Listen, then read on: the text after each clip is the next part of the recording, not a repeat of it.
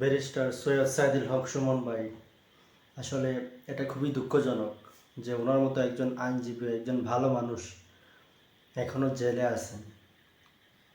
ওনার চাইতে শতগুণে খারাপ মানুষ, শতগুণে ক্রিমিনাল, যারা অনেক খারাপ কাজ করছে, অনেক বড় বড় আসামি, হত্যার আসামি, তাদের কিন্তু জামিন হয়ে গেছে, তারা বের হয়ে গেছে।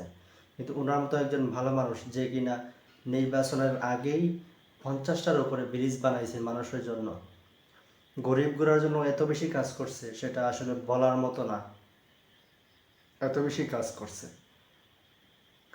আসলে আমার মতে এটা খুবই খুবই দুঃখজনক যে ওনার মতো একজন ভালো মানুষ রাজনীতির চালের কারণে উনি এখনও জেলে বন্দি, কারাগারে বন্দি, এখনও জেল খাটতেছে, এখনও জেল থেকে এক জেল থেকে আরেক জেলে যাইতেছে।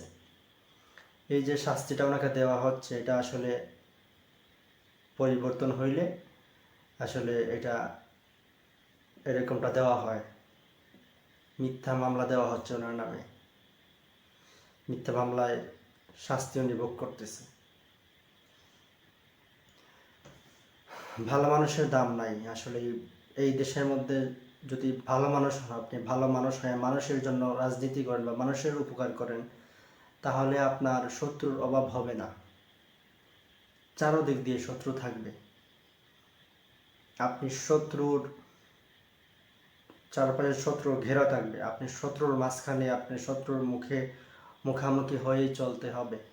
বিকল্প কোনো রাস্তা নাই আসলে, যে আপনি সোজা একটা পথে চলবেন যেখানে আসলে আপনি এই মানুষের জন্য কিছু করবেন বা ভালো কাজ করবেন। একা একা চলতে হবে, আপনার পাশে কোনো বন্ধুই থাকবে না, সবাই পর হয়ে যাবে স্বার্থের জন্য। তো এটা হচ্ছে আসল বাস্তবতা। ব্যারিস্টার সুমন, উনি আসলে চুনারঘাট মানুষের জন্য যা করছে, সেটা আসলে বলে শেষ করা যাবে না। এত বেশি কাজ করছে, এত বেশি মানুষের হৃদয়ে বাস করে। মানুষ এখনো পর্যন্ত যারা নিম্ন মধ্যবিত্ত, তাদের জন্য বেশি করছে। এখনো মানুষ মনে করে যে আমরা কি হারাইছি, আমরা কি থেকে বঞ্চিত হয়েছি।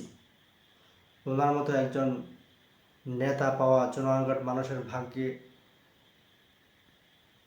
মানুষ মনে করছে যে আমরা কি পাইছি, আমাদের ভাগ্য কত ভালো যে এরকম একজন নেতা পাইছি।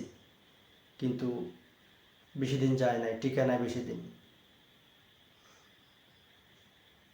এটা হচ্ছে দুর্ভাগ্য যে বেশি দিন টিকে নেই। আমাদের ভাগ্য থেকে ভালো একটা নেতা যে মানুষের কথা চিন্তা করতো, সাধারণ মানুষের কথা ভাবতো, সাধারণ মানুষের কাছে যাইতো, এখন তো কেউ আসে না।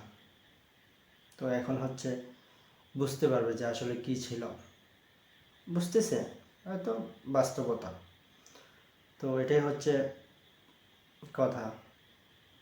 আপনি হালালভাবে রুজি করবেন, হালালভাবে চলবেন, ভালোভাবে চলবেন, এটা আসলে এই দেশের মানুষ চায় না।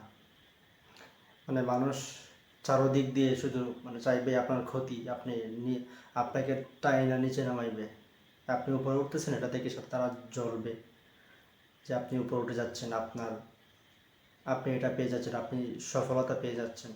এটা নিতে পারে না, হিংসা হয় মানুষের, আসলে হিংসা হয়। কিছু কিছু মানুষের অনেক হিংসা হয় যে অমুক উপরে উঠে যাচ্ছে, অমুকের পদোন্নতি হচ্ছে, অমুকে আসলে এটা ভিতরে ভিতরে মানুষকে ধ্বংস করে দেয়।